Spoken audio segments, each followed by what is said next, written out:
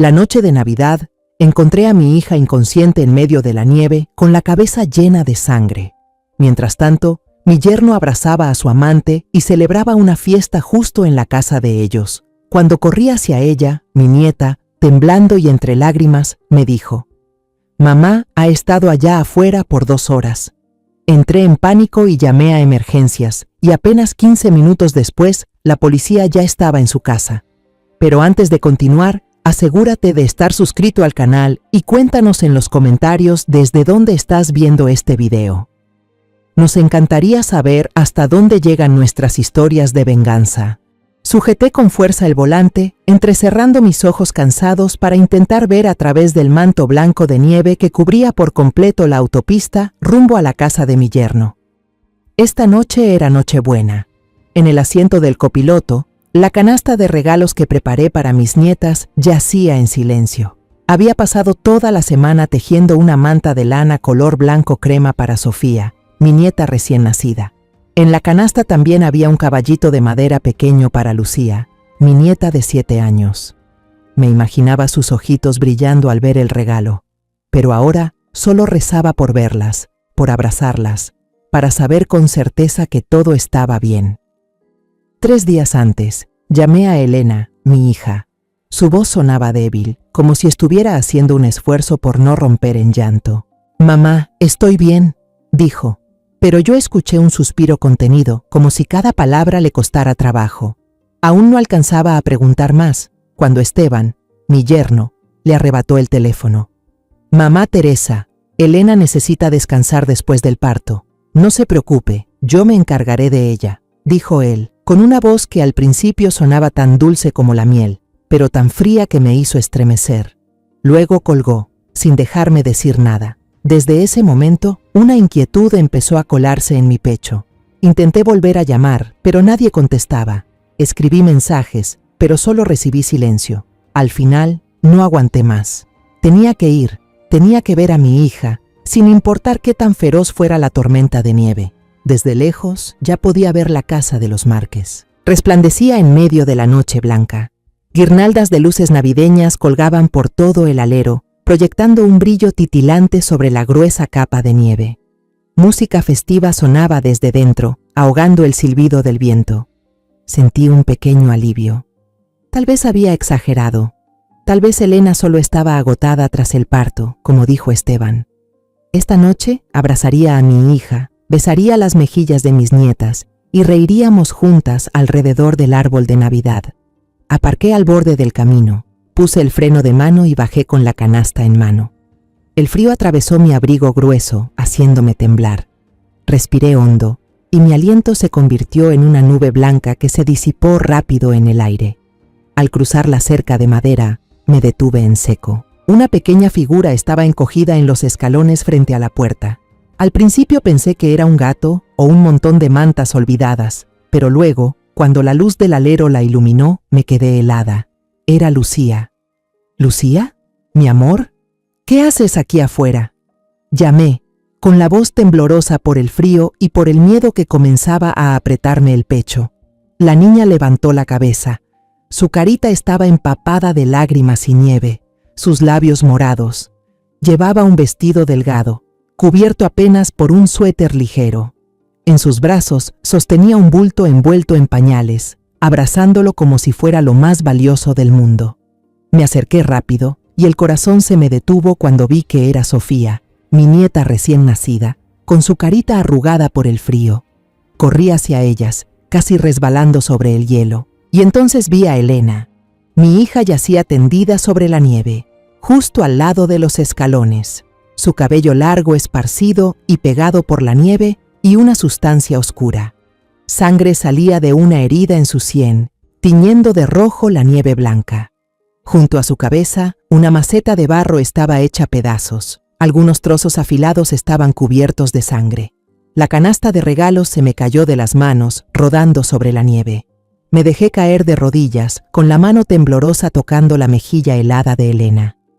Acerqué el oído a su pecho, tratando de escuchar a través del retumbar de mi propio corazón. El latido era débil, pero seguía ahí. «Gracias a Dios», susurré mientras las lágrimas me brotaban. Elena seguía viva. Abuelita. La voz de Lucía era ronca, entrecortada por los sollozos. Mamá ha estado acostada ahí por 2 horas. La llamé y no despertó. Estaba muy dormida. Me quedé paralizada. 2 horas mi hija estuvo aquí, tirada en la nieve, con sangre corriéndole por la cabeza, mientras mi nieta, una niña de apenas 7 años, abrazaba al bebé recién nacido para mantenerlo caliente. No podía pensar más. Me quité de golpe el abrigo grueso y lo envolví sobre Lucía y la pequeña Sofía. No tengas miedo, mi amor, ya está aquí tu abuela, dije, aunque yo misma temblaba de miedo. Mis manos estaban heladas, los dedos tan entumecidos que marqué mal varias veces antes de poder llamar a emergencias. Por favor, vengan ya. Mi hija está herida, está tirada en la nieve, en el número 24 de la calle San Miguel. Por favor, rápido. Grité casi al teléfono, la voz completamente quebrada. Luego llamé a la policía, repetí la dirección, repetí mi súplica, como si al no decirlo, no fueran a venir. Mientras esperaba, abracé con fuerza a Lucía, tratando de transmitirle algo de calor.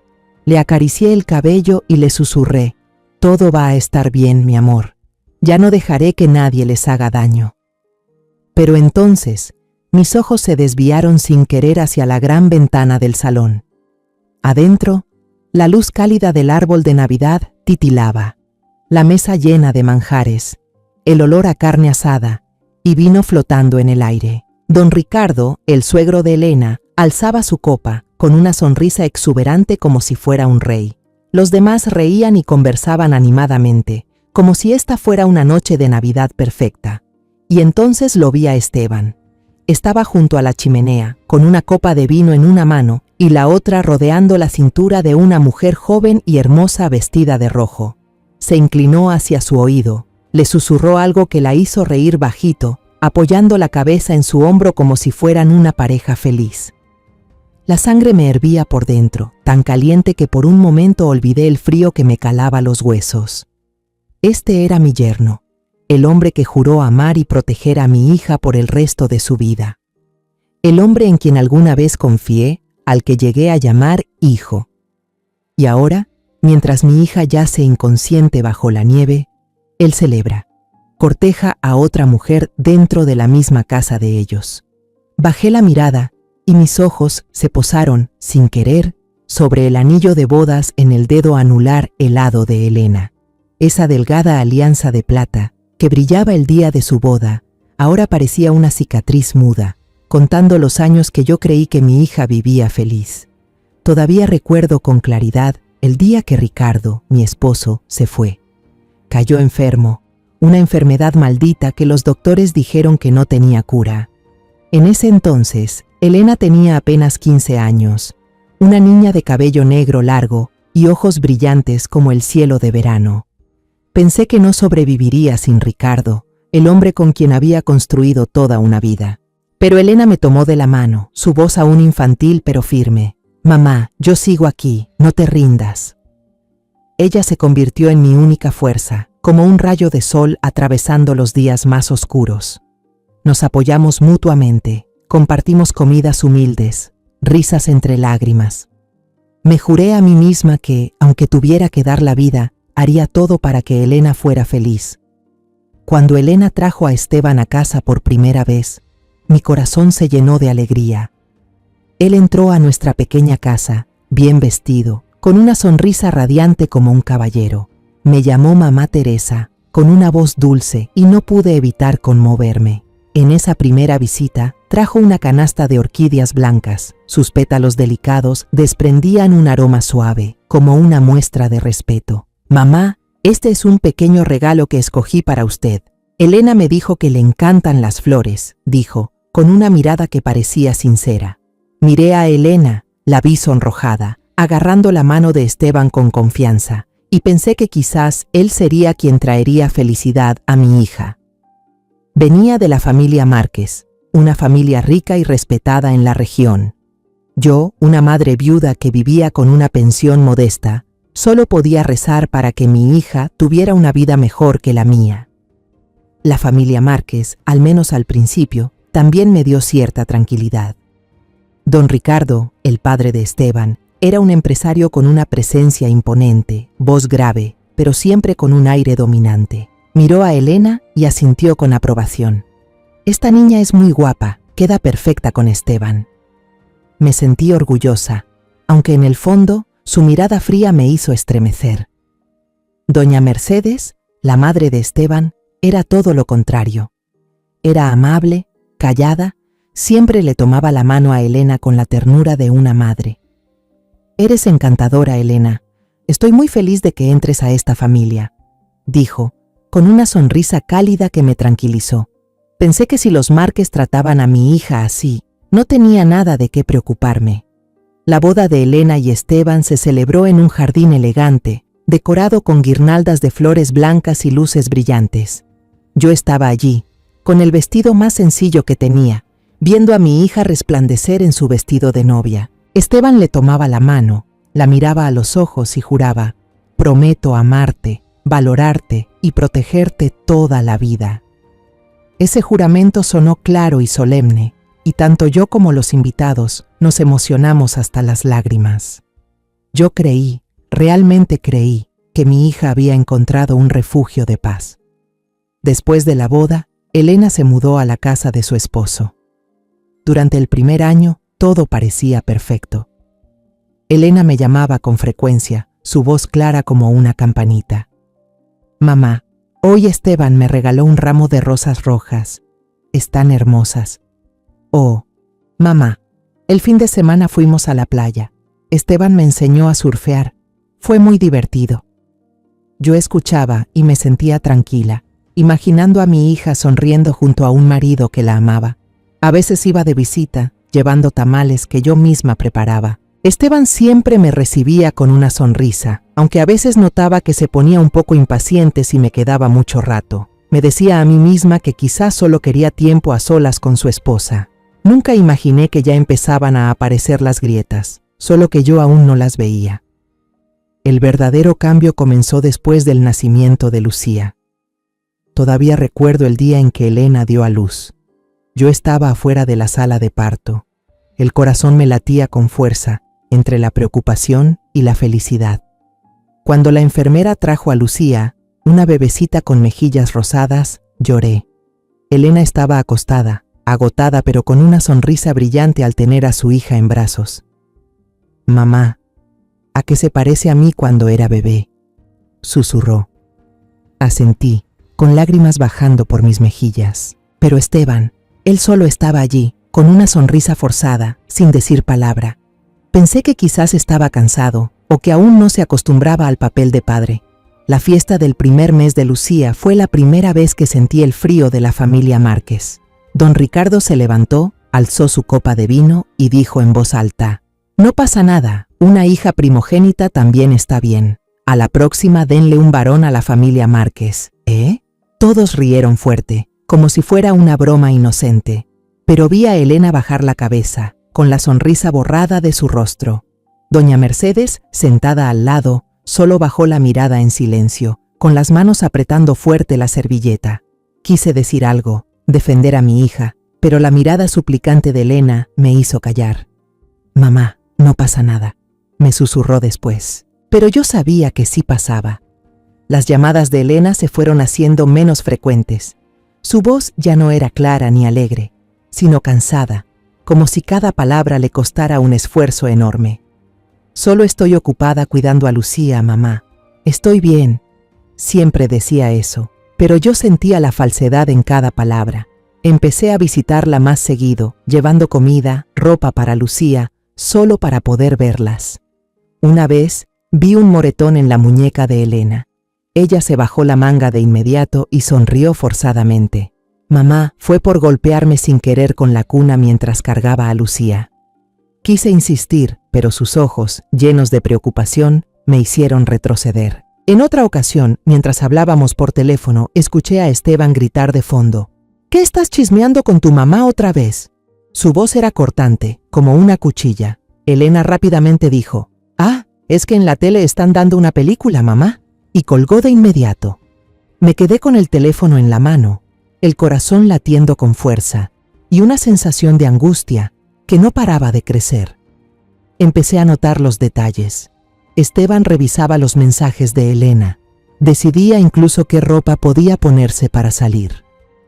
Una vez fui a visitarla y la vi pedirle permiso para ir al mercado conmigo, y él respondió: «Está bien, pero regresa antes de las 5. No me hagas esperar para cenar». Su tono era suave, pero vi a Elena temblar ligeramente al asentir. Lo peor fue hace como 6 meses. Llegué sin avisar, llevando una olla de caldo de pollo bien caliente, con la esperanza de alegrarle el día. Al entrar, la encontré sentada en el sofá, con la mirada perdida. Tenía el labio hinchado y un pequeño rasguño. «Mamá, solo fue una alergia por el clima», dijo, pero cuando la abracé, soltó un gemido de dolor.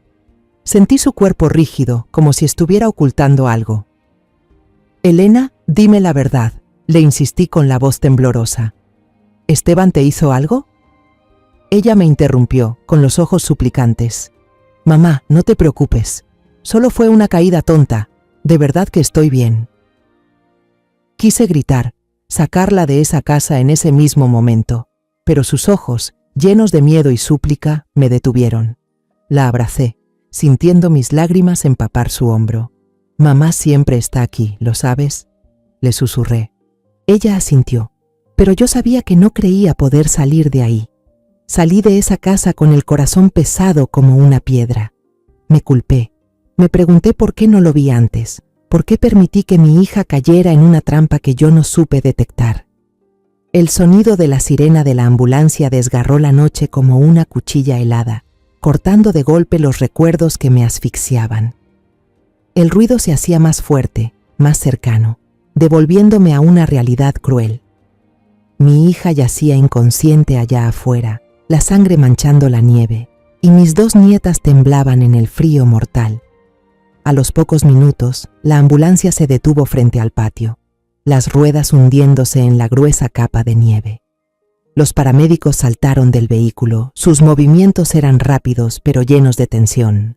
Corrieron hacia donde estaba Elena y la colocaron con sumo cuidado en la camilla, como si estuvieran levantando algo frágil. Yo seguía allí, con Lucía en brazos y Sofía envuelta en mi abrigo. Una paramédica, una mujer joven de ojos agudos, se giró hacia mí con voz apurada. «¿Usted es familiar? ¿Cuánto tiempo lleva inconsciente la paciente? ¿Tiene antecedentes médicos?», balbuceé, tratando de ordenar lo que Lucía me había contado, pero tenía la mente hecha un lío. Unas 2 horas», respondí con la voz temblorosa. «Ella acaba de dar a luz hace 5 días. No tiene ninguna enfermedad, solo que... No pude terminar la frase. Las lágrimas brotaron calientes por mis mejillas heladas. La mujer asintió, anotó rápidamente en su libreta y les indicó a sus compañeros que continuaran. Le tomaron el pulso a Elena, le envolvieron el cuerpo con una manta térmica y vi a uno de ellos negar levemente con la cabeza al mirar la sangre en su sien. El corazón se me encogió. «Por favor, salven a mi hija», susurré, sin saber a quién se lo estaba pidiendo. Cuando estaban por subir la camilla a la ambulancia, levanté la vista y vi a Esteban. Estaba parado justo en la puerta de la casa, al lado de la mujer del vestido rojo, ambos asomando la cabeza con expresión curiosa, como si estuvieran viendo una obra callejera que no tenía nada que ver con ellos. Incluso frunció el ceño, como si la llegada de la ambulancia arruinara su fiesta. La otra se cubría la boca, pero su mirada era fría, sin un ápice de miedo. La furia me invadió, más fuerte que el miedo o el frío que me calaba los huesos. Sentí la sangre hervir y supe que si no hacía algo en ese instante, me volvería loca. Me giré hacia un paramédico que estaba cerca, un hombre de mediana edad con rostro amable. «Por favor, vigile a mis 2 nietas un momento», le dije con la voz temblorosa pero firme. Senté a Lucía en un rincón del escalón, envolviéndola a ella y a Sofía con el abrigo. «Quédate aquí con este señor. Abuela vuelve enseguida, ¿sí?». Lucía asintió, sus ojos grandes aún llenos de lágrimas, pero ya no lloraba.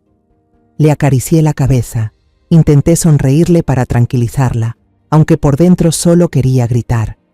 Corrí hacia la casa sin pensar, sin dudar. La puerta principal estaba entreabierta y la empujé con fuerza, haciendo que golpeara contra la pared con un estruendo. El calor de la chimenea y el aroma de la comida opulenta me golpearon en la cara, un contraste cruel con el frío mortal de afuera. Adentro, la fiesta de Navidad seguía. El árbol brillaba con luces, la mesa estaba llena de carne asada, pasteles y vino. Don Ricardo estaba al inicio de la mesa, copa en mano, contando algo que hizo reír a varios invitados. Pero cuando entré, el silencio cayó como un balde de agua. Todos se giraron a mirarme, con ojos entre sorprendidos y molestos. No me importó. Caminé directo hacia Esteban, que estaba junto a la chimenea, con la mujer del vestido rojo pegada a su lado. Mis ojos ardían como si todo el dolor y la rabia se hubieran encendido en mi pecho. «¡Esteban!», grité.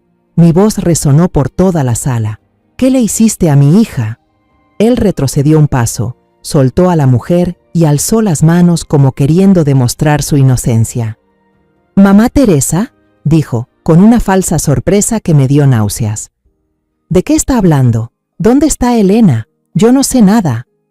Me miró con una sonrisita torcida, como si yo fuera una vieja loca haciendo un escándalo. Don Ricardo dejó su copa de vino sobre la mesa y caminó hacia mí, colocándose entre Esteban y yo. Era un hombre alto, imponente, con un aire autoritario y una voz grave pero cortante. «Señora María, esta es la fiesta de Navidad de nuestra familia.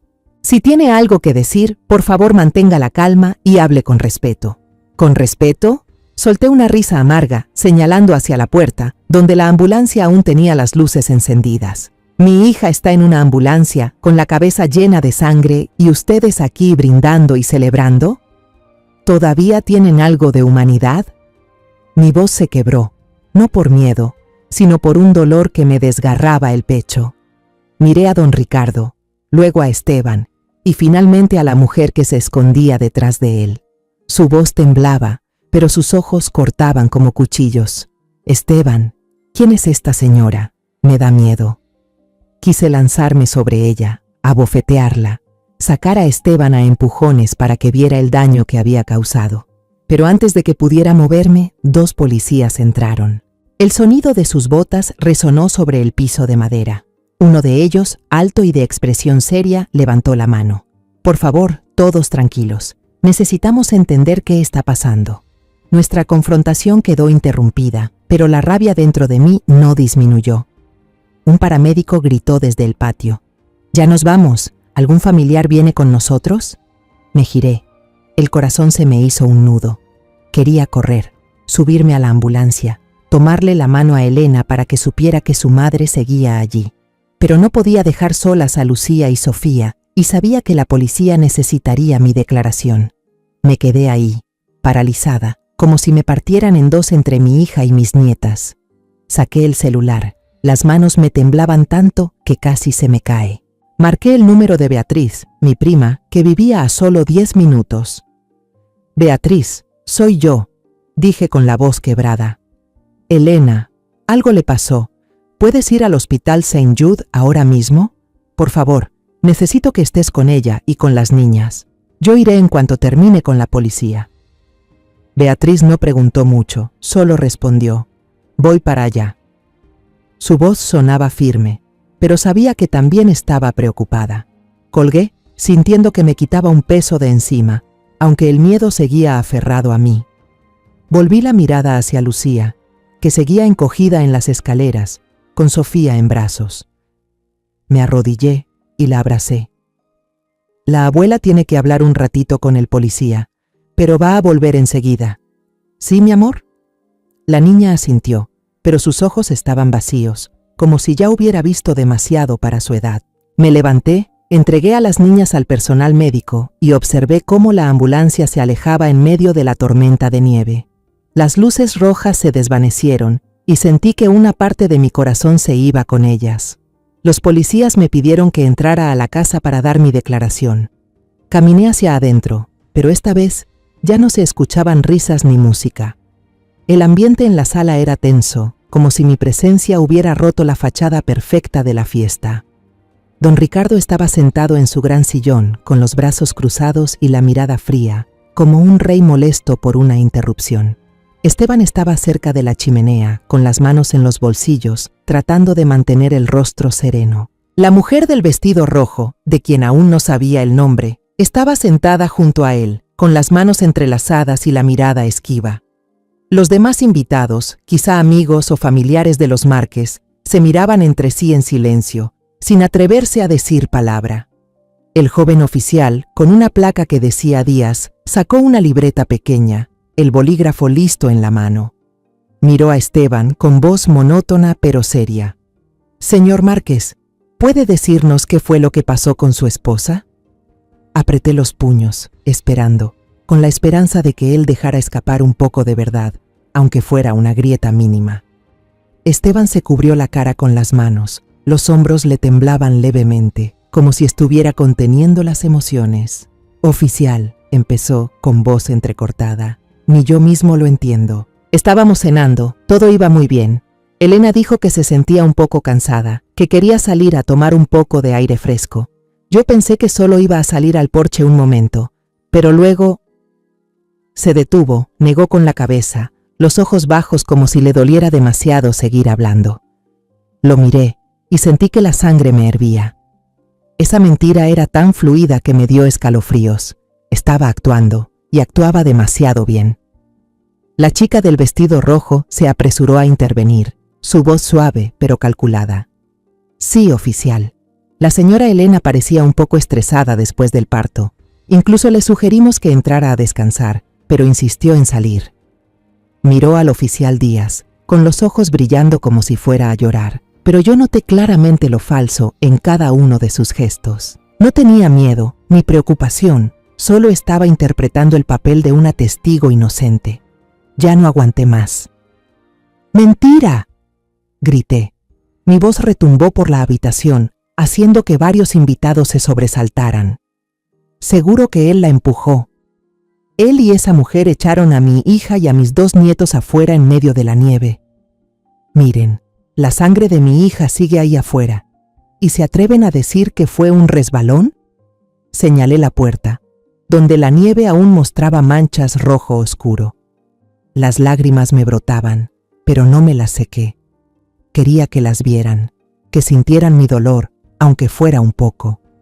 El oficial Morales, mayor que el otro, me miró con una expresión que mezclaba paciencia y fastidio.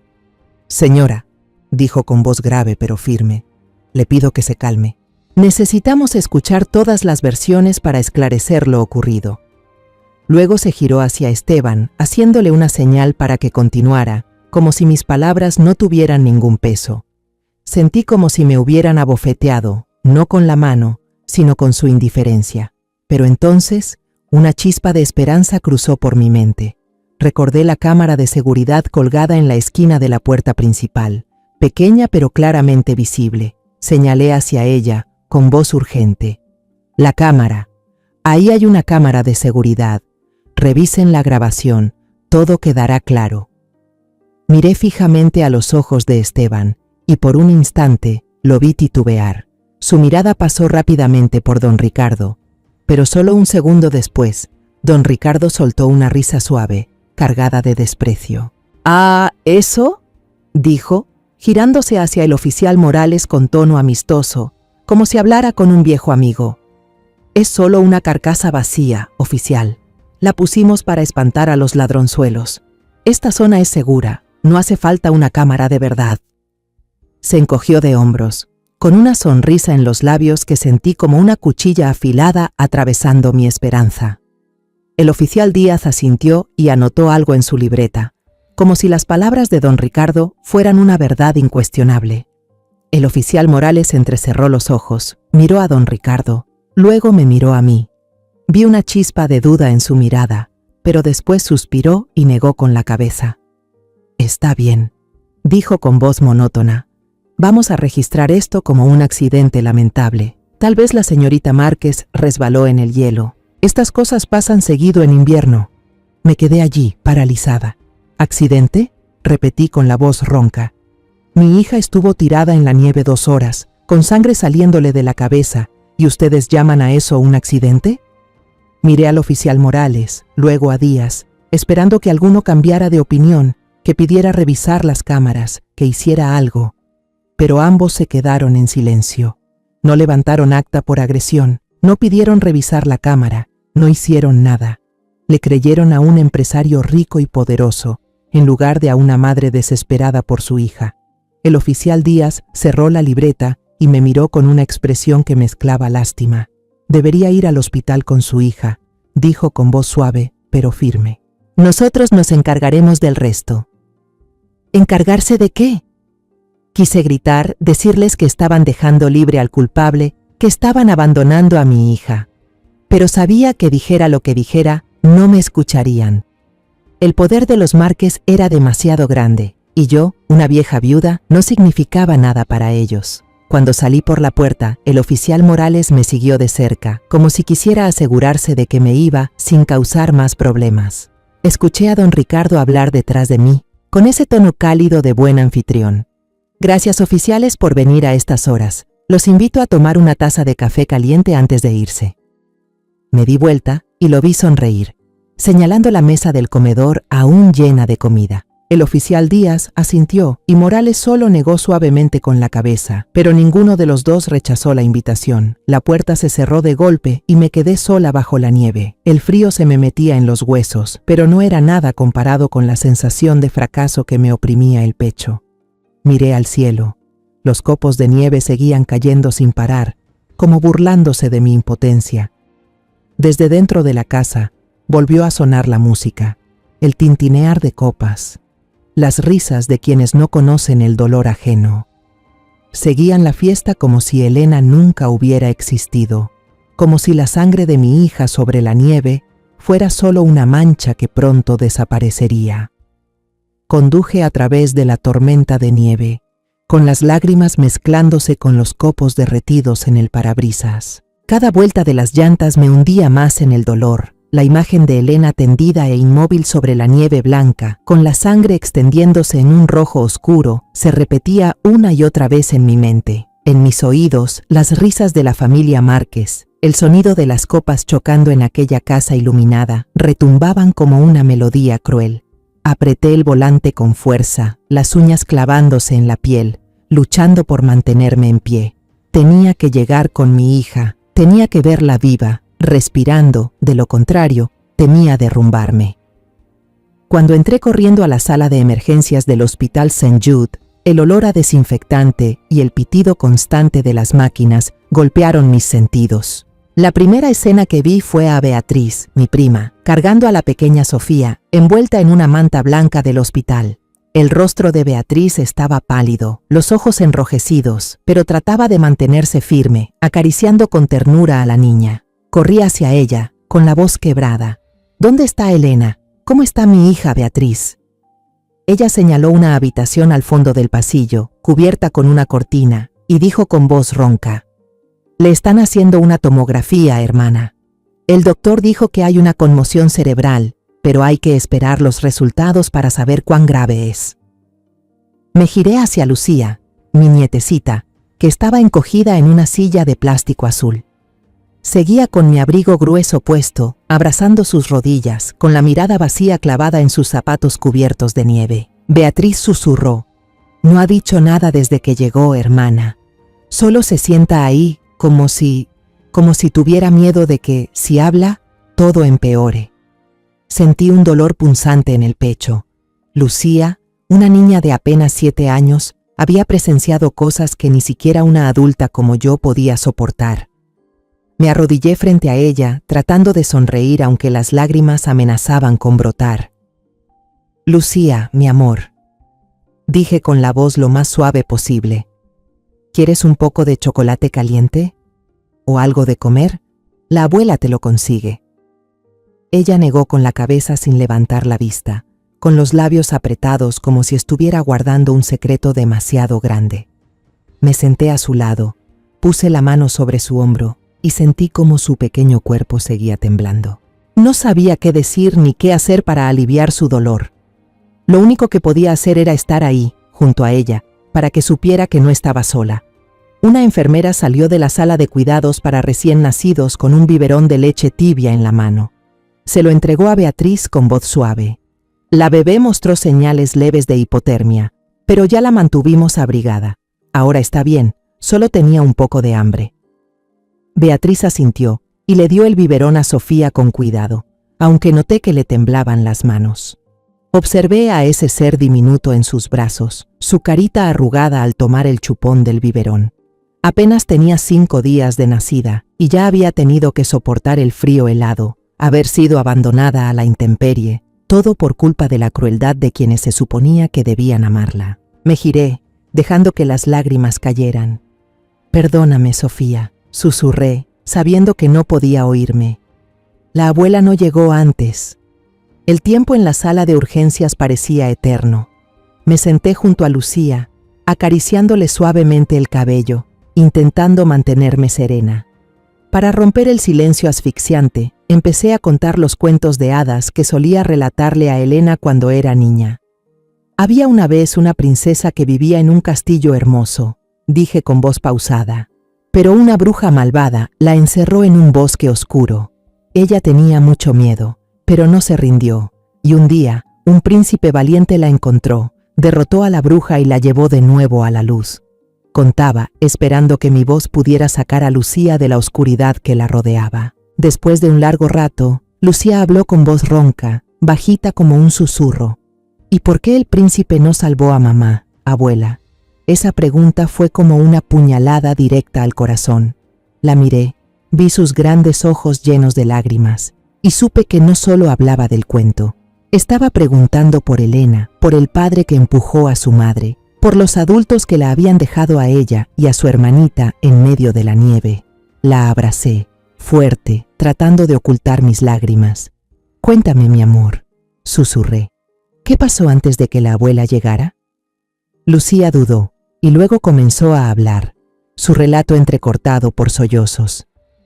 «Estábamos cenando, todos reían mucho. Luego sonó el timbre. Ella entró, dijo que se llamaba Camila. Llevaba un vestido rojo, muy bonito, abuela. Se abrazaba la panza y le dijo a papá que llevaba un hermanito para mí. El abuelo Ricardo se rió fuerte, sirvió champán para todos, menos para mamá. Dijo, «Por fin los Márquez tienen un heredero». Mamá se enojó mucho. Dijo que la señora Camila era una mentirosa y que se fuera de la casa. «Pero papá», papá le gritó a mamá. Dijo, «Si tú no puedes darme un hijo, que lo dé otra. No la toques ni a ella ni a mi hijo». Mamá intentó empujar a Camila hacia la puerta.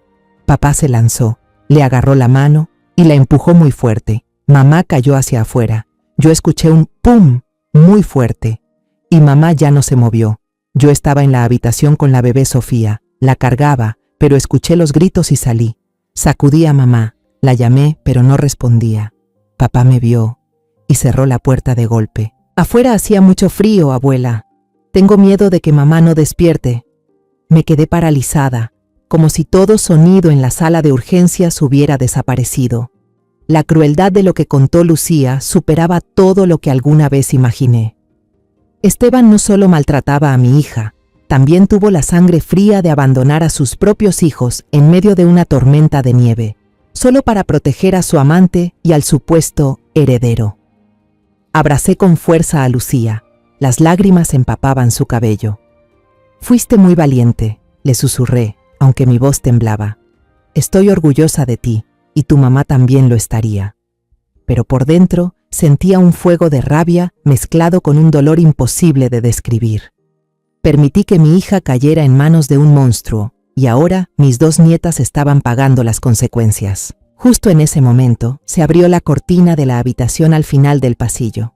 Un médico de mediana edad, con canas en el cabello, se acercó con una carpeta en la mano. Me miró con seriedad, pero sin frialdad. «¿Usted es la madre de Elena?», preguntó. Asentí con la cabeza, poniéndome de pie, el corazón a 1000 por hora. «La paciente ya está fuera de peligro», dijo, y sentí como si me hubieran quitado un peso enorme de encima. «Ya tratamos la herida en la cabeza y la vamos a trasladar a una habitación para observación. Tiene una conmoción cerebral, pero no hay signos de daño en órganos internos. Sin embargo», hizo una pausa, mirándome con lástima, como eligiendo con cuidado sus palabras. Detectamos varios moretones antiguos en su cuerpo, en distintas etapas de sanación. Algunos en la espalda, otros en los brazos. ¿Estaba usted al tanto de esto? Esa pregunta fue como una puñalada. Miré hacia la habitación y vi a Elena acostada, inconsciente, con un vendaje blanco cubriendo un lado de su cabeza. Esos moretones antiguos. Recordé la vez que noté un moretón en su muñeca, la vez que tenía el labio inflamado, la vez que se quejó bajito cuando la abracé. Cada vez ella mentía, y yo, por no asustarla, decidí creer en esas mentiras. Apreté los dientes y asentí al médico. «Gracias, doctor», dije con la voz ronca. «Voy a hablar con ella». El médico asintió y se alejó, dejándome sola con mis pensamientos revueltos. Esa noche no me moví de al lado de la cama del hospital. Beatriz estaba frente a mí, los ojos hinchados de tanto llorar, pero intentando mantenerse fuerte, acariciando con ternura a Sofía, que dormía envuelta en una manta. Lucía estaba hecha un ovillo en la esquina de la habitación, abrazada a mi abrigo, con la mirada perdida en el vacío. La habitación estaba en silencio, solo se oía el pitido constante de las máquinas y nuestros suspiros contenidos. Cuando los primeros rayos del amanecer se colaron por la rendija de la cortina, Elena se movió levemente. Abrió los ojos, entornándolos por la luz, y lo primero que salió de sus labios resecos fue: «¿Dónde están Lucía y Sofía, mamá?». Su voz era débil, pero la preocupación en ella me apretó el corazón. La miré, sus ojos aún nublados por los medicamentos y el dolor, pero el amor por sus hijas seguía ardiendo con fuerza, como una llama que nunca se apaga. «Están a salvo, allá en la esquina», respondí, pero mi voz sonó más fría de lo que pensaba. «Pero tú no estás a salvo, Elena». No quería sonar dura, pero el dolor, la rabia y la impotencia de la noche anterior todavía me oprimían el pecho. La miré, vi el vendaje blanco en su cabeza, vi ese rostro pálido que besé miles de veces cuando era niña. Ella no estaba a salvo, y yo no podía fingir que todo estaba bien. Elena intentó incorporarse, pero el dolor de la herida la hizo fruncir el ceño y llevarse la mano a la cabeza. «Solo fue un accidente, mamá», murmuró con voz temblorosa. «Me resbalé. La nieve estaba muy resbalosa». Esa mentira tan conocida me dio escalofríos. ¿Cuántas veces había escuchado algo parecido de su boca? Me pegué con la puerta. «Es una alergia por el clima». Cada vez yo quería creerle porque tenía miedo de enfrentar la verdad, de perderla para siempre. Pero ahora, después de todo lo que pasó, no podía dejar que siguiera escapando. Yo no discutí. Simplemente acerqué la silla en silencio y tomé la mano helada de mi hija. «¿Ah, sí?», dije, con una voz serena pero tan filosa como una navaja. «¿Y qué hay de los moretones en tu espalda? ¿Y la cicatriz tenue en tu brazo? ¿También fueron por resbalarte?». La miré directo a los ojos, sin dejar que los apartara. Elena guardó silencio, con los labios apretados, parpadeando rápido como si intentara contener las lágrimas. Respiré hondo y empecé a contar. Conté cómo encontré a Lucía encogida de frío, con los labios morados, abrazando con fuerza a la pequeña Sofía para darle calor.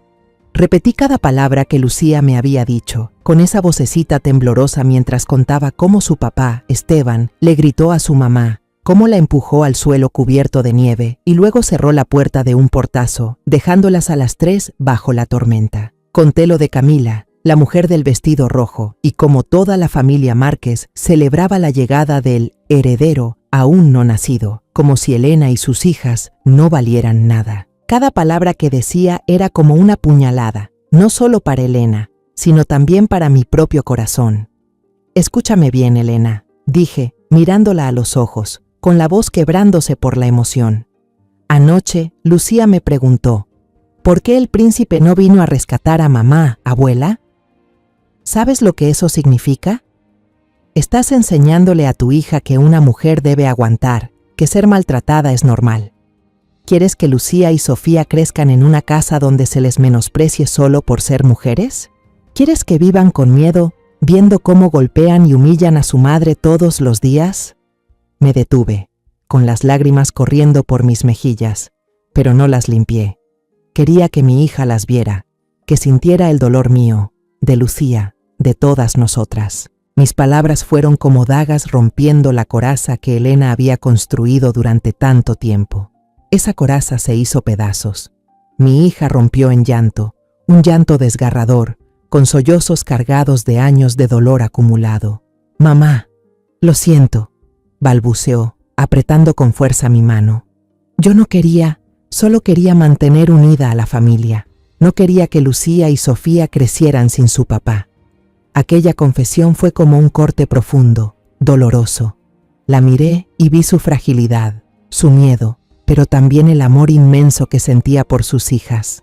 Abracé sus hombros temblorosos, la atraje hacia mí como cuando era niña, cuando un abrazo de mamá podía curar cualquier herida. «Un hogar roto puede ser peor que el infierno, hija», susurré con la voz entrecortada. «Callar no es sacrificio, callar es complicidad. Tienes que parar, Elena, no por ti, sino por Lucía, por Sofía y también por ti misma». Le acaricié el cabello, sintiendo sus lágrimas empapar mi blusa. Al oír su nombre, Lucía levantó la cabeza desde la esquina del cuarto, mirando a su madre con ojos tímidos. En esa mirada vi amor, pero también miedo, como si estuviera esperando una señal de que todo iba a estar bien. Elena vio esos ojos y supe que ese momento lo cambió todo. Se secó las lágrimas, respiró hondo y dijo con voz débil pero firme: «Mamá, ayúdame, quiero divorciarme, quiero demandarlo». Esas palabras fueron como un rayo de luz en medio de la oscuridad. Asentí, sintiendo que una carga enorme se me quitaba de encima. «Está bien, mi amor», dije con firmeza. «Estoy aquí y lo haremos juntas». Enseguida tomé el celular y marqué el número del señor Ramírez, un abogado que conocía desde mis tiempos en la oficina administrativa. Es un hombre confiable y sé que no dudará en enfrentarse a los Márquez, por muy poderosos que sean. Mientras esperaba al señor Ramírez, me giré hacia Beatriz. «¿Me ayudas con algo?», le pregunté. «Graba lo que Lucía cuente, pero con suavidad, y solo si ella está de acuerdo». Beatriz asintió, sacó su celular y se sentó junto a Lucía.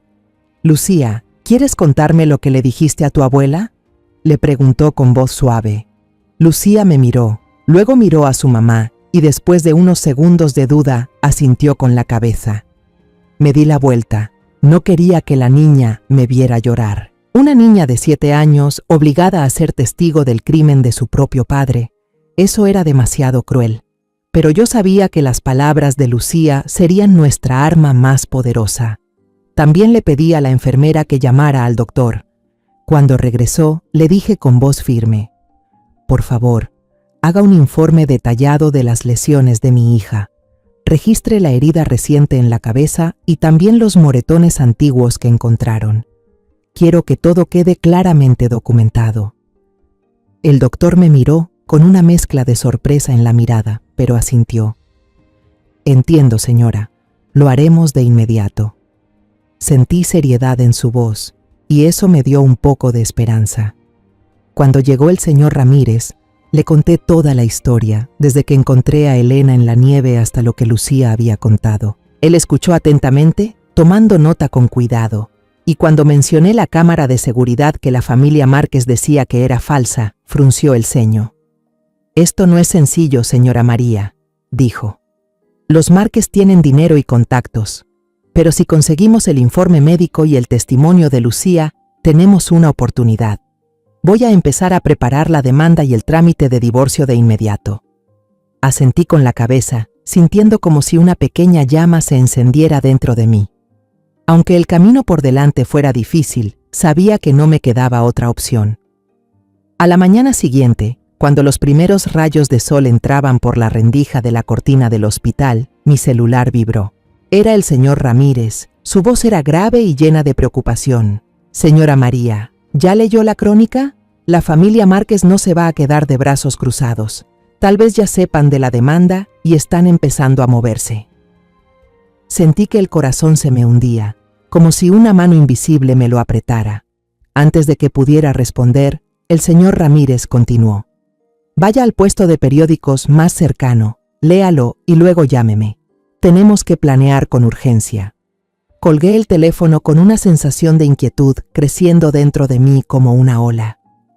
Salí apresurada hacia el kiosco más cercano al hospital. Mis piernas temblaban sobre la acera cubierta por una fina capa de nieve. La portada de la crónica me golpeó como un puñetazo. Una foto de boda brillante de Elena y Esteban, al lado una imagen de Camila, la mujer del vestido rojo, acariciando su vientre con cara angelical. El gran titular, en letras gruesas y negras, cortaba como una navaja. Tragedia en la familia Márquez. Psicóloga inestable después del parto inventa abuso para quedarse con la fortuna. Me quedé paralizada, con las manos temblando al sostener el diario, los ojos recorriendo cada palabra venenosa. El artículo citaba a una fuente cercana, sin duda fabricada por los Márquez, asegurando que Elena sufría una fuerte depresión posparto, tenía delirios y celos infundados hacia Camila, una amiga muy querida de la familia. Pintaban un cuadro en el que yo, una suegra ambiciosa, había manipulado a mi hija para montar esta farsa con tal de extorsionar a la rica familia política. Las heridas de Elena las explicaban como autoinfligidas durante un episodio de histeria. Sentí que la sangre se me congelaba, no por el frío, sino por la crueldad de tanta mentira. Volví al hospital, con el periódico aún apretado en la mano, el corazón tan pesado como si llevara piedras encima. Cuando se lo conté a Elena, ella solo guardó silencio, con la mirada perdida en la ventana. «No se van a detener, mamá», susurró con la voz ronca. «Van a hacer lo que sea para ganar». Quise consolarla, pero yo también me sentía hundida en la desesperación. La tormenta mediática llegó más rápido de lo que imaginaba. Las redes sociales explotaron con comentarios maliciosos. Llamaban a Elena víbora venenosa, caza fortunas enferma. A mí me decían bruja, vieja ambiciosa. Incluso, cuando regresé a mi pequeño departamento esa noche, encontré la puerta llena de huevos podridos, con un hedor insoportable. Había un papel pegado, con unas letras garabateadas. Mentira asquerosa, lárgate. Me quedé ahí, en medio del pasillo oscuro, con las lágrimas corriéndome por la cara, pero no por miedo, sino por la impotencia ante la crueldad del mundo. El día que Elena salió del hospital, tuvimos que enfrentarnos a una multitud de reporteros esperando en la entrada. Apuntaban sus cámaras directo al rostro, gritando preguntas como cuchillos. «Señorita Elena, ¿es cierto que atacó a su esposo? Señora María, ¿cuánto dinero le exigió a la familia Márquez?» Abracé con fuerza a Lucía, usando mi cuerpo para proteger a Elena y a la pequeña Sofía, intentando abrirnos paso entre la gente para subirnos a un taxi. Lucía temblaba entre mis brazos y Elena agachaba la cabeza, como queriendo desaparecer del mundo. Cuando el auto arrancó, miré por la ventana y vi los flashes seguir disparando sin parar, como si fueran bestias cazadoras que nunca se rinden. Tomé la mano de Elena y le susurré: «Estoy aquí, mi amor. Vamos a salir adelante». Pero en el fondo no estaba segura de poder cumplir esa promesa. La primera audiencia se llevó a cabo en un ambiente denso, como si el peso del mundo entero estuviera sobre nuestros hombros. La sala era fría, las paredes grises parecían absorber toda mi esperanza. El abogado de los Márquez, un hombre de mediana edad llamado Vargas, entró con una sonrisa confiada y un traje carísimo. Era un zorro viejo, cada palabra, cada gesto, perfectamente calculado. El señor Ramírez, nuestro abogado, se había preparado a fondo, pero vi la preocupación en su mirada cuando Vargas comenzó a hablar. ¿El informe médico que solicitamos al doctor? Vargas se paró ante el juez, con una voz suave como miel. ¿Moretones antiguos? Con todo respeto, su señoría, todos nos golpeamos sin querer alguna vez. Mi cliente, el señor Esteban, incluso presenta varios arañazos en el brazo causados por su esposa durante episodios de alteración posparto. Mostró unas fotos del brazo de Esteban, con unos arañazos leves ampliados como si fueran pruebas irrefutables. Miré a Elena. Vi cómo apretaba los puños, los labios temblorosos. Quise gritar que era mentira, que Esteban fue quien le hizo daño a mi hija, pero sabía que en esa sala, la verdad no era algo fácil de escuchar. El testimonio de Lucía, en el que tenía puestas todas mis esperanzas, también fue destruido sin piedad por Vargas. Llamó a la niña al estrado con una voz dulce pero llena de trampas. «Lucía, ¿quieres a tu mamá? ¿Escuchas seguido cuentos de tu abuela?» Cuando la niña asintió, él sonrió y miró al juez. Su señoría, una niña de 7 años, influenciada por su abuela, fácilmente puede repetir historias que no son verdad. Le hizo preguntas capciosas como: ¿estás segura de que tu papá empujó a tu mamá o solo viste que ella se cayó? Lucía se confundió, los ojos llenos de lágrimas, y luego rompió en llanto ahí mismo. Quise correr a abrazarla, pero el señor Ramírez me detuvo, susurrándome: «Tranquila, señora María, no podemos dejar que ellos vean que estamos débiles». Pero ver a Lucía llorar fue como sentir que me arrancaban el corazón. Sobre la cámara de seguridad, mi última esperanza, Vargas ya tenía preparada una jugada mortal. Cuando el señor Ramírez pidió revisar las grabaciones, Vargas sacó con calma una factura de compra de una cámara decorativa adquirida a una empresa de seguridad, fechada 2 años atrás. «Señoría, esto es solo un objeto decorativo, no tiene capacidad de grabación», dijo él con tono triunfante. La factura parecía totalmente legal, pero yo sabía que, con el dinero de los Márquez, podían comprar cualquier cosa, incluso papeles falsificados. El juez asintió, anotó algo, y sentí como si el suelo se desmoronara bajo mis pies. Se dictó sentencia. La demanda por violencia familiar fue desestimada por falta de pruebas concluyentes. El divorcio fue aprobado, pero el fallo cayó sobre nosotros como un balde de agua fría. Elena no recibiría ninguna parte de los bienes por la corta duración del matrimonio, y fue considerada culpable de provocar conflictos familiares. La custodia fue otorgada a Elena, pero Esteban solo tendría que pagar una pensión mínima, tan baja que apenas alcanzaría para comprar leche para Sofía. Él se quedó con la casa, el coche, con todo. Yo estaba ahí, apretando fuerte la mano de Elena, sintiendo que el mundo entero se burlaba de nosotras. Como golpe final, don Ricardo se puso de pie, nos miró directamente a través de sus gafas de aro dorado, con una mirada helada.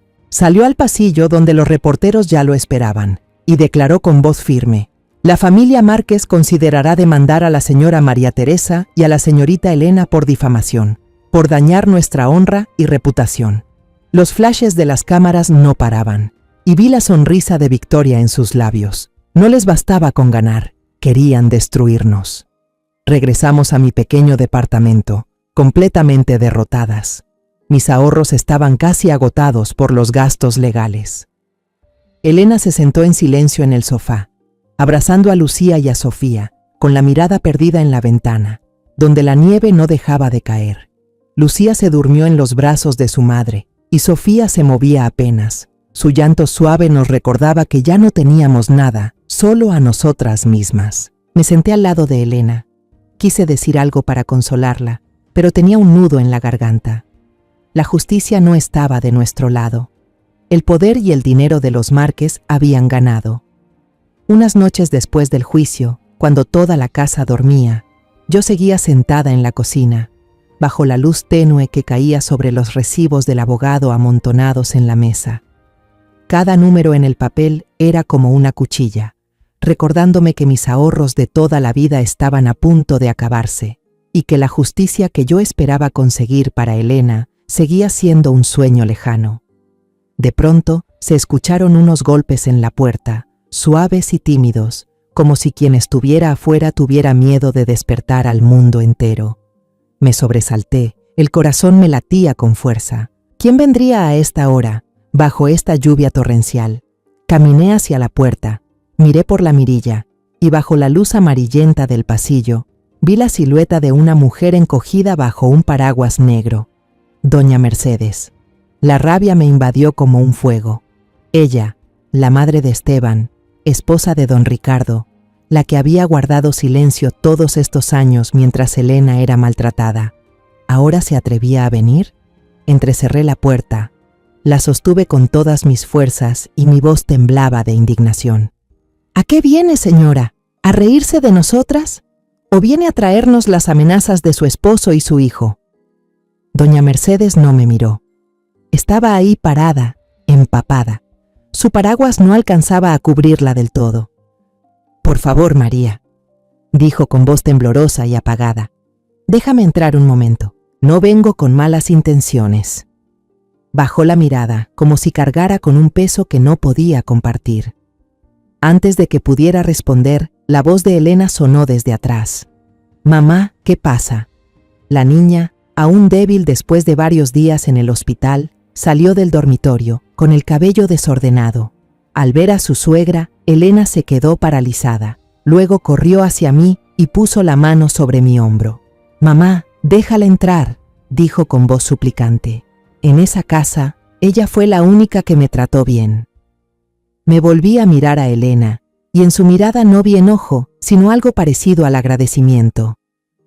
«Fue mamá Mercedes quien me pasó a escondidas la manta de lana que tú tejiste cuando Esteban quiso tirarla», contó apresurada. «Fue ella quien me cocinó una sopa de pollo cuando tenía náuseas por el embarazo, porque toda la familia decía que yo solo quería llamar la atención. Mamá, por favor». Las palabras de Elena me dejaron helada. La rabia dentro de mí se desvaneció, reemplazada por una mezcla de sorpresa y desconfianza. Miré a doña Mercedes, que seguía de pie allí, con las manos apretando con fuerza el mango de su paraguas, como si esperara una sentencia. Finalmente, abrí la puerta de mala gana, con la voz aún fría. «Entra. Pero te advierto, si esto es una trampa, no te lo voy a perdonar». Doña Mercedes entró, empapada, con el agua de lluvia goteando en el suelo. No se atrevió a sentarse, solo se quedó parada en medio de mi pequeño salón, retorciendo su bolso entre las manos como si fuera lo único que la mantenía en pie. En silencio, sacó de su bolso un objeto pequeño, envuelto en un pañuelo bordado con flores, y lo colocó sobre la mesa. Una memoria USB. Yo lo siento», dijo con la voz quebrada, como si cada palabra le costara un mundo. «He guardado silencio demasiado tiempo». Elena y yo nos miramos, confundidas. Tomé la USB con la mano temblorosa y la conecté a mi vieja computadora portátil. La pantalla se iluminó, mostrando una serie de archivos de video, nombrados por fechas. Hice clic en el archivo llamado 24 de diciembre, el día en que todo en nuestras vidas se vino abajo. La imagen del salón de la casa de los Márquez apareció en pantalla, grabada desde un rincón oculto en la estantería. El audio era nítido. Escuché la voz de Camila, dulce pero calculadora, anunciando que estaba embarazada del heredero de los Márquez. Se oyeron los vítores de don Ricardo, el tintinear de copas. Luego la voz de Esteban, fría y despiadada, gritando a Elena: «Si no puedes darme un hijo varón, que lo tenga otra». Y entonces, la escena que me hizo sentir como si el corazón se me detuviera. Esteban empujó con fuerza a Elena hacia la puerta. Ella cayó, golpeándose la cabeza contra una maceta, y el sonido seco del golpe retumbó. Se oyó la puerta cerrarse de golpe, dejando a Lucía y Sofía fuera, bajo la nieve. Temblando, abrí otros archivos. Una escena mostraba a Esteban abofeteando a Elena en la cocina porque no le gustó la comida. Su voz rugía: «¿Quién te crees que eres para hacerme quedar en ridículo?». Otra mostraba a don Ricardo arrojándole el periódico en la cara a Elena, gritándole: «No sabes criar a tus hijos, ni siquiera una nieta decente puedes tener». En cada video, doña Mercedes aparecía, intentando intervenir, pero cada vez era empujada de manera brusca por su esposo o por su hijo. Ella se quedaba allí, impotente, con la mirada llena de dolor, sin poder hacer más. Las lágrimas me corrían por las mejillas, empapando la blusa que llevaba puesta. «¿Por qué?», susurré con voz entrecortada. «¿Por qué hiciste esto?». Miré a doña Mercedes y vi que también lloraba, con lágrimas silenciosas deslizándose por su rostro marcado por el sufrimiento. Ella se sentó, por primera vez desde que entró, y comenzó a hablar con una voz entrecortada, como si cada palabra fuera una herida. «Porque yo también fui Elena». Respiró hondo, como si necesitara reunir todas sus fuerzas para continuar. «Ricardo me maltrató desde que nos casamos, no con golpes, sino con insultos, con control, con esa manera de hacerme sentir que no valía nada. Esteban, mi hijo, creció viendo todo eso. Aprendió de su padre, se convirtió en una copia perfecta de él. Yo me quedé callada, por miedo, porque pensaba que si aguantaba, mis hijos tendrían una familia. Pero me equivoqué, María. Cuando vi a mi hijo y a mi esposo celebrar con orgullo la victoria en el juzgado, mientras esa amante era tratada como reina en mi casa, no pude más. No podía permitir que otra vida se arruinara como la mía. Miró a Elena, con una mezcla de dolor y ternura en la mirada. No pude protegerte, nuera mía, dijo con la voz quebrada. Esto es lo único que puedo hacer. Señaló el USB, como si fuera todo su mundo, como si fuera su forma de redimirse por tantos años de silencio. Elena se acercó, le tomó la mano, con lágrimas rodándole por las mejillas. Gracias, mamá, susurró con voz temblorosa pero sincera. No te culpo, sé que tú también sufriste. Me quedé allí, mirando a esas dos mujeres, una mayor, otra joven, ambas heridas por la misma familia, y sentí que mi rabia se desvanecía, reemplazada por una comprensión profunda. Me acerqué, ya sin rencor en el pecho, y abracé a doña Mercedes. Ella temblaba en mis brazos, como una niña que por fin encontraba consuelo después de tantos años perdida. No solo salvaste a mi hija y a mis nietas, susurré con la voz ahogada, también te salvaste a ti misma. Sentí su calor, débil pero real, y en ese momento supe que ya no éramos extrañas. A la mañana siguiente, Elena, el señor Ramírez y yo nos sentamos en su pequeña oficina. El USB, pequeño pero pesado como una montaña, yacía en silencio sobre el viejo escritorio de madera. Puse mi mano sobre él, sentí el frío del metal y dije con voz temblorosa pero firme: esto es todo lo que tenemos, señor Ramírez. Esta es la verdad. El señor Ramírez asintió y conectó el USB a la computadora. Cuando el primer video, La aterradora noche de Navidad, apareció en la pantalla, vi sus ojos abrirse de par en par, su mano deteniéndose en seco con el bolígrafo. La imagen de Esteban empujando a Elena hacia la puerta, el sonido seco del golpe de su cabeza contra la maceta, el llanto desesperado de Lucía. Todo fue como una cuchillada helada. Lo vio completo, luego lo retrocedió y lo volvió a ver, como si no pudiera creer lo que estaba viendo. En silencio, abrió otros videos. Esteban abofeteando a Elena en la cocina, don Ricardo insultándola con palabras crueles. Cada video era una herida, no solo para Elena, sino para todos nosotros. Finalmente, se recostó en la silla y soltó un largo suspiro, como si hubiera corrido un maratón. «Es increíble», dijo con voz grave pero llena de indignación. Me miró, luego miró a Elena, y en sus ojos ya no había solo profesionalismo de abogado, sino la rabia de un ser humano.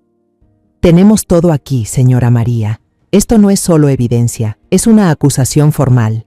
Voy a presentar una apelación urgente hoy mismo». Tomé la mano de Elena. Sentí cómo temblaba, pero también su calor. «Gracias», susurré con lágrimas a punto de salir. Por primera vez en días, sentí una chispa de esperanza, pequeña pero brillante, como un rayo de sol atravesando la tormenta. El señor Ramírez asintió y empezó a preparar los documentos. Su voz era firme. «Voy a recalcar ante el tribunal la gravedad del caso y cómo los Márquez ocultaron deliberadamente las pruebas. Esta vez no van a salirse con la suya». Pocos días después, la noticia sobre el video impactante filtrado se esparció como fuego en el viento. Los periódicos que antes nos difamaban, llamando a Elena la víbora y a mí la bruja, ahora cambiaban de tono apresuradamente. La portada de la crónica lanzaba un titular en grande: «¿Caso Márquez con misterios? Aparece video inédito». Otros artículos preguntaban: ¿qué ha ocultado la familia Márquez? Los reporteros volvieron a rodear la lujosa casa de los Márquez, pero esta vez no hubo sonrisas confiadas ni copas de vino para recibirlos. Escuché que don Ricardo cerró con llave el portón, negándose a dar entrevistas, pero los flashes seguían estallando, como ojos que nunca parpadean. Llegó el día de la audiencia de apelación y la sala del tribunal estaba repleta. El ambiente era pesado, como si todos contuvieran el aliento. Me senté junto a Elena, apretándole la mano, sintiendo la tensión en cada uno de sus dedos. Lucía y Sofía se quedaron en casa con Beatriz, y en silencio di gracias de que mis nietas no tuvieran que presenciar aquello. Miré hacia la primera fila y vi a Esteban y don Ricardo sentados ahí, aún intentando mantener la arrogancia, pero noté la preocupación en sus ojos. Esteban miraba una y otra vez hacia la puerta, como esperando a alguien, pero Camila, la mujer del vestido rojo, no apareció. Me pregunté si habría huido o simplemente no quería verse envuelta en esta tormenta. El abogado Vargas, ese zorro viejo de los Márquez, se levantó. Su voz sonaba firme, pero no podía esconder la tensión. Señoría, estos videos son producto de grabaciones ilegales que violan gravemente la privacidad de mi cliente. Solicito que el tribunal no los admita como evidencia. Caminaba de un lado a otro, señalándonos como si nosotros fuéramos los criminales. Apreté la mano de Elena, sentí que temblaba, pero le susurré: no tengas miedo, hija. La verdad hablará por sí sola. El señor Ramírez se puso de pie, su voz tranquila pero afilada como una navaja. Señoría, la privacidad no puede usarse para encubrir un crimen, especialmente uno de violencia que ocurre dentro del hogar, el lugar que debería ser el más seguro. Miró al juez directamente, sin titubear. Estos videos son prueba clara de una violencia sistemática, y el intento de la familia Márquez por ocultar la verdad solo confirma su culpabilidad. La jueza, una mujer de mediana edad con rostro severo, hizo una señal al Comité Forense Tecnológico para que presentara su evaluación. Un experto subió al estrado, hablando con claridad. Hemos examinado los archivos de video. Todos son originales, sin indicios de edición o manipulación. Los metadatos indican que fueron grabados desde varios dispositivos instalados dentro de la casa del acusado. Esa afirmación retumbó como un trueno, provocando murmullos en toda la sala. Vi a Esteban agachar la cabeza, con las manos temblando, mientras don Ricardo apretaba con fuerza los brazos de su silla. La jueza asintió y dijo: el tribunal autoriza la proyección del video del 24 de diciembre, aquí mismo. Al levantarse la pantalla grande, toda la sala quedó en completo silencio. Los gritos de Esteban, el llanto desesperado de Lucía, el portazo frío y violento, todo resonaba por la sala.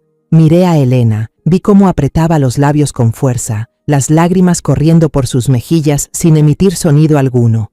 Le tomé la mano, tratando de transmitirle algo de fuerza. Cuando el video terminó, se oyeron susurros por toda la sala y vi que don Ricardo bajaba la cabeza mientras Esteban se desplomaba sobre la mesa, cubriéndose la cara con las manos. Vargas se levantó, pero su voz ya no tenía la misma seguridad. Esto no es más que un conflicto familiar que se salió de control. Mi cliente estaba muy estresado y...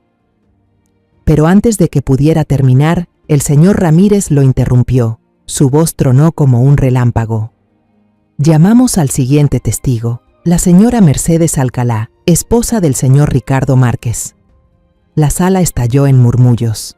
Esteban y don Ricardo se giraron de golpe, sus rostros llenos de horror al ver a doña Mercedes, vestida con sencillez pero con dignidad, caminando con calma hacia el estrado. La observé, notando el leve temblor en sus manos, pero en sus ojos había determinación, como si hubiese esperado toda la vida por ese momento. La voz de ella al principio temblaba, pero mientras hablaba se volvió cada vez más firme. Confirmo que estos videos son reales, comenzó, mirando directamente al juez. Pero quiero decir algo más. Durante 40 años viví bajo el control y el abuso psicológico de mi esposo, el señor Ricardo Márquez. Él me hizo sentir que yo no valía nada, y mi hijo, Esteban, aprendió de su padre. Se giró hacia Esteban, con una mirada llena de dolor, pero sin rastro de miedo. Me equivoqué al quedarme callada. Mi silencio te convirtió en un monstruo igual que tu padre. Su testimonio fue como el golpe final, rompiendo todas las mentiras. Esteban agachó la cabeza, con los hombros temblando, mientras don Ricardo permanecía inmóvil, como una estatua de piedra olvidada por el tiempo. Yo miré a doña Mercedes, sintiendo una mezcla de gratitud y tristeza. Había pagado con toda su vida para poder estar ahí y decir la verdad. El tribunal dictó sentencia. Esteban Márquez fue condenado a 5 años de prisión por violencia familiar, lesiones intencionales, omisión de auxilio y difamación. Don Ricardo recibió una sentencia de 2 años con suspensión condicional y una fuerte multa por encubrimiento de delitos y falsificación de pruebas. La sentencia de divorcio anterior fue anulada. El tribunal emitió una nueva resolución. Los bienes comunes serían divididos a la mitad, y Esteban debía pagar una gran indemnización a Elena por los daños físicos y psicológicos. La casa sería vendida para proceder con la repartición. Cuando salimos del juzgado, el sol brillaba, cálido y radiante. Tomé la mano de Elena, sentí su calor, y por primera vez en mucho tiempo, respiré profundamente. Se había hecho justicia, no solo para Elena, sino para todos nosotros. Miré a doña Mercedes, la vi sonreír levemente y supe que juntas habíamos roto un círculo cruel. Han pasado 6 meses desde que salimos del juzgado y nuestras vidas han tomado un nuevo rumbo.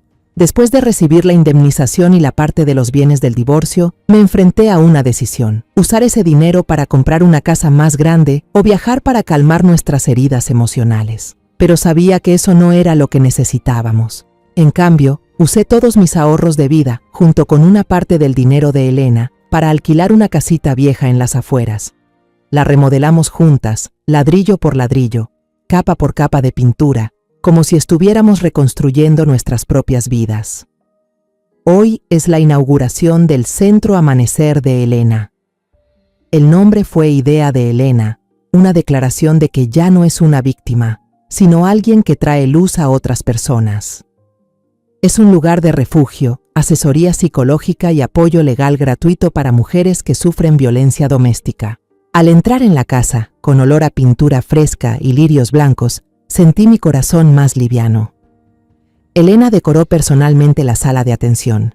Pintó las paredes de un verde menta suave, colocó sillones cómodos y un rincón de juegos para niños. Allí hay un pequeño letrero de madera con la frase «No estás sola». Miré esas palabras y las lágrimas amenazaron con salir, pero esta vez eran lágrimas de orgullo. La inauguración no fue ostentosa. No hubo pancartas ni fuegos artificiales, solo la calidez de los más cercanos. Beatriz llegó temprano con una bandeja de tamales hechos en casa, su sonrisa tan brillante como el sol. El señor Ramírez, el abogado que luchó a nuestro lado, también estuvo presente, con un ramo de girasoles frescos en la mano. Algunas amigas de Elena, con quienes había perdido contacto por culpa de los Márquez, vinieron a abrazarla con amor sincero. Me paré en la entrada, coloqué un gran jarrón de lirios blancos, sus pétalos suaves como símbolo de un nuevo comienzo, puro y limpio. Miré a todos conversar, reír, y sentí que una parte de mi corazón empezaba a sanar. Mientras conversábamos, vi una silueta entrando por la puerta. Doña Mercedes. Ya no llegaba en un auto lujoso como antes, sino caminando, con una maceta de orquídeas blancas en brazos, cuyos pétalos delicados temblaban con el viento. Se veía distinta. Su rostro mostraba tranquilidad, una sonrisa suave, como si se hubiera quitado de encima el peso de toda una vida. Se acercó, le entregó la maceta a Elena y dijo con voz dulce: «Felicidades a las dos. Lo que han hecho es maravilloso, Elena. Estoy orgullosa de ti». Elena sonrió, los ojos le brillaban y la abrazó.